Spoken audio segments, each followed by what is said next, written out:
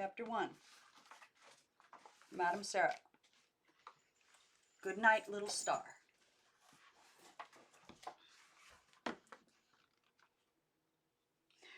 Even the exact address of where the great tragedian was born is a matter of conflicting report. As many streets in Paris claim Bernhardt's birthplace as towns in Greece claim Homer.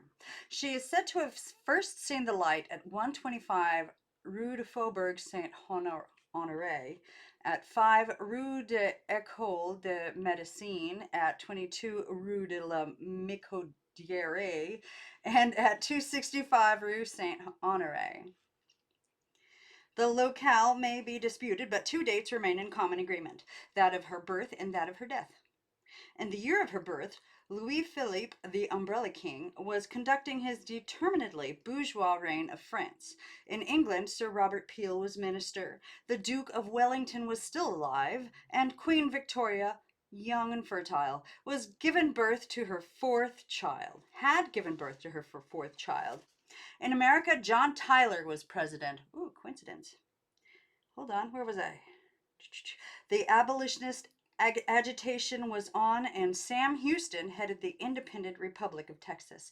While in Prussia, a young man named Otto von Bismarck had barely come of age. The year of her death, Warren G. Harding was President of the United States.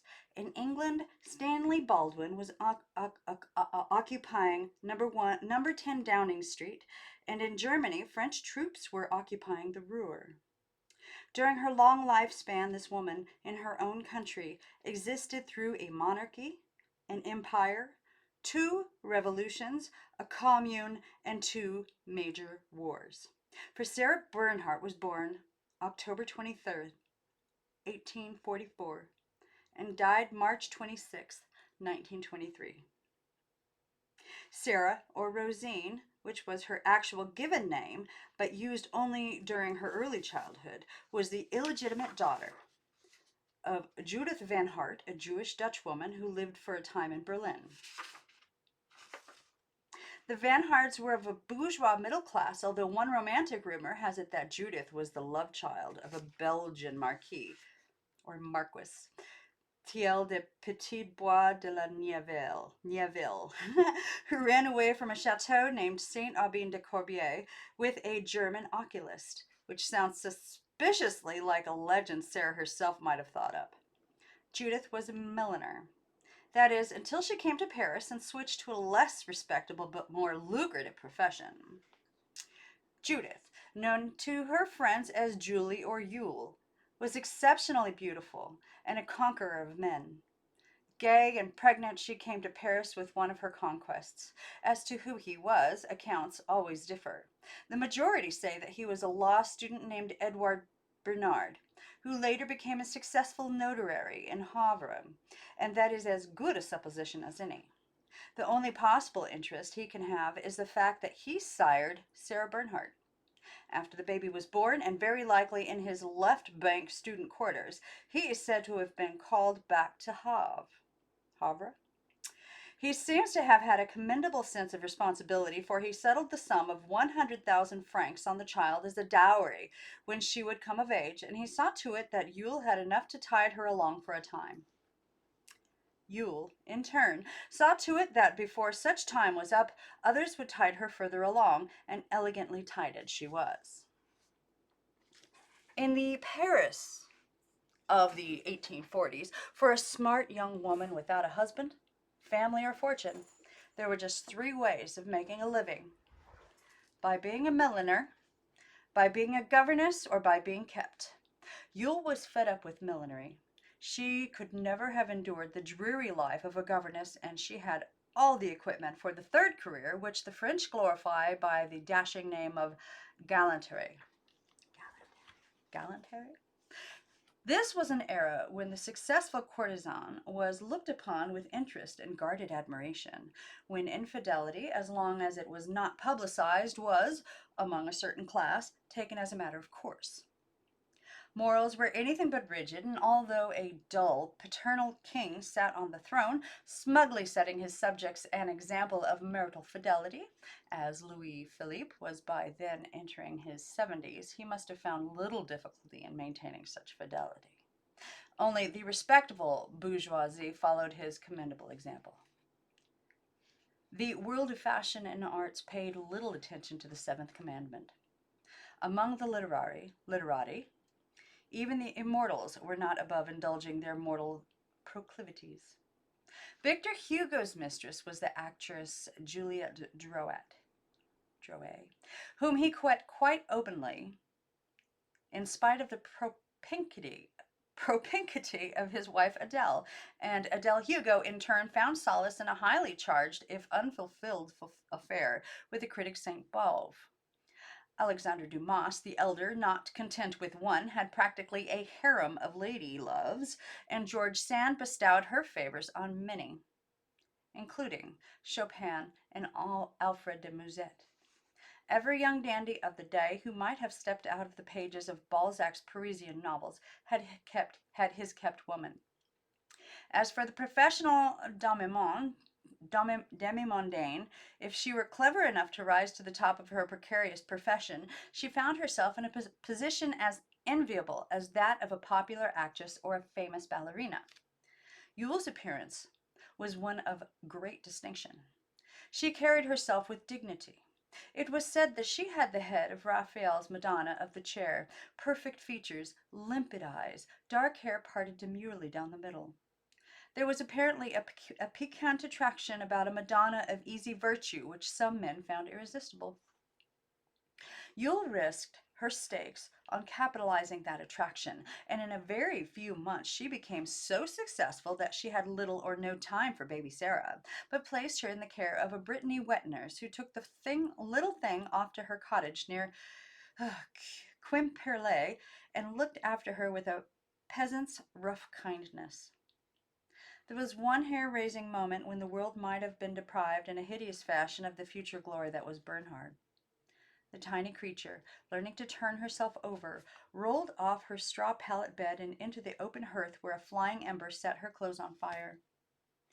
The nurse, who was out tending her cabbages, hearing screams, rushed inside, grabbed up the flaming bundle, and plunged it into a large bucket of milk, a maneuver which apparently did neither the child nor the milk any appreciable harm, except that it might have been the start of Sarah's lifelong obsessive terror of fire.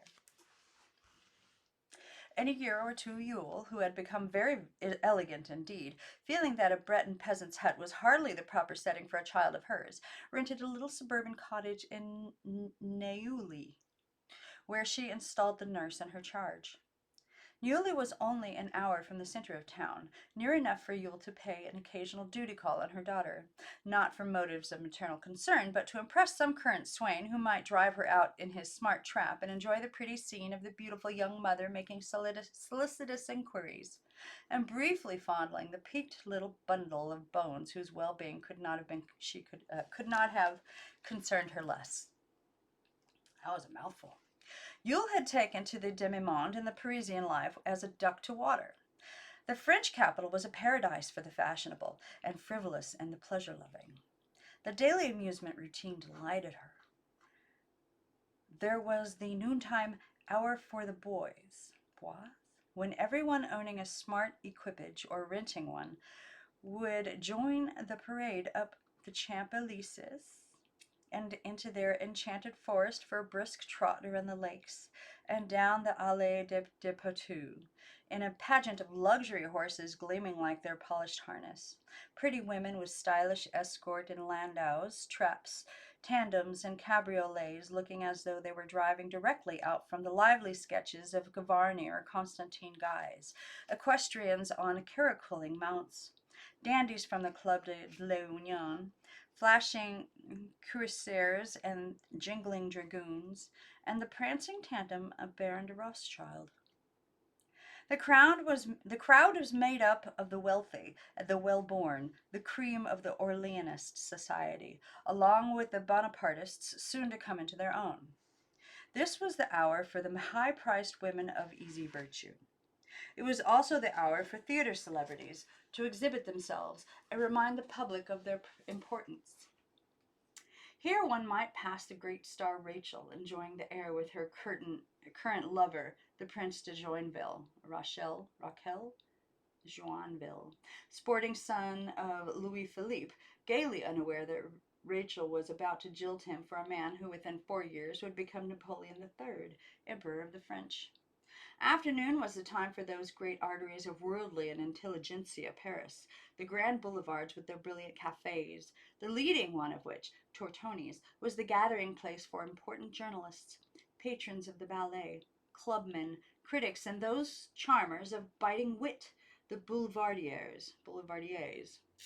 The Café de Paris, or Paris, then on the corner of the Rue Taitbout and the Boulevard des Italiens, catered to writers. Here might be sitting Balzac, Eugene Sue, the poet Heine, who was then Paris correspondent for a German newspaper, or that illustrious voluptuary Dumas Pierre with his or Perret with his kinky hair, handsome features, and irresistible allure. While at the Café de la Régence, opposite the Theatre Francois, Fan Francais, one might have observed the songbird of youth and love, Alfred de Musset, quietly getting drunk, or, as one wit put it, becoming absent-minded. Absent-minded. At night, the streets swarmed with theater or opera-goers. These were the days of the Mendelssohn and the Meyerbeer, and Monday was the fashionable night for the opera. Tuesday was when Tau Paris turned out for the Comédie Française, and on evenings when Rachel was billed for Phaedra, the venerable house was packed to the rafters. The late supper scene enjoyed an attractive atmosphere of glamour and agreeable sin. The smart restaurants specialized in excellent food and cabinets particuliers, elegantly appointed private dining rooms situated on the mezzanine floor and reached by a special stairway. In some establishments, the row of discreetly closed doors resembled those along a hotel corridor. The most famous late supper rendezvous was the Café Anglais, and the most famous cabinet particulier in all of Europe was the Grand C's private dining room number 16, outside of which was stationed Isabelle, a flower vendor to whom gentlemen patrons paid at least 2 gold louis for an insignificant bouquet at the entrance of her silence.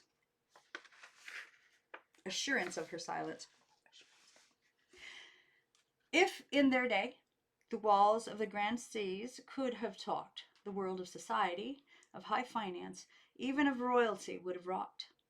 Its patrons were clubmen, bankers, sportsmen, South American millionaires, and certain of the more amorous crowned heads of Europe. The patronesses were mainly those delicious creatures of easy virtue and exorbitant price who were known as the great lionesses, or more candidly as the grand horizontals. Judith Van Hard, who now called herself Madame Bernard, the H and T were added later. Yes, darling. You have to come tell me. Now had stylish flat in the Rue de Michaudière and a plenty of admirers to pay for its upkeep as well as for her clothes and jewelry. Being both Jewish and Dutch, Yule was clever with the money she acquired. She knew just how much to spend on the ostentation necessary to her profession, and how much to save or entrust to some gentleman friend from the bourse to invest for her. For her, the primrose path became so profitably paved, she persuaded one of her sisters to leave Holland and come join her on the pleasant thoroughfare. This was Sarah's Aunt Rosine, the only relative who was kind to her and whom the lonely girl loved dearly. Tante Rosine was pretty and vivacious. There was always a delicious scent of orris root sachet about her, and Sarah called her the Tante Sentiment, or Aunt Smellgood. Rosine came to Paris, took up her sister's chosen trade, and also did her very well for herself. Within a few months, she too had her own little flat, her own fashionable horse and carriage, and her own string of beaux to foot the bills. The peasants who footed most of Yule's bills were a wealthy banker named Regis Lovelet and Baron Larrey, the son of the surgeon-in-chief of Napoleon's army.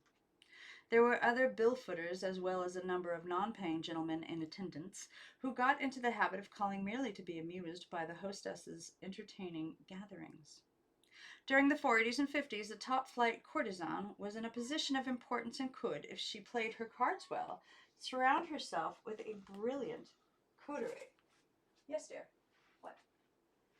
You have to show me. What do you want? Part 2 coming later. I have to attend to Her Highness.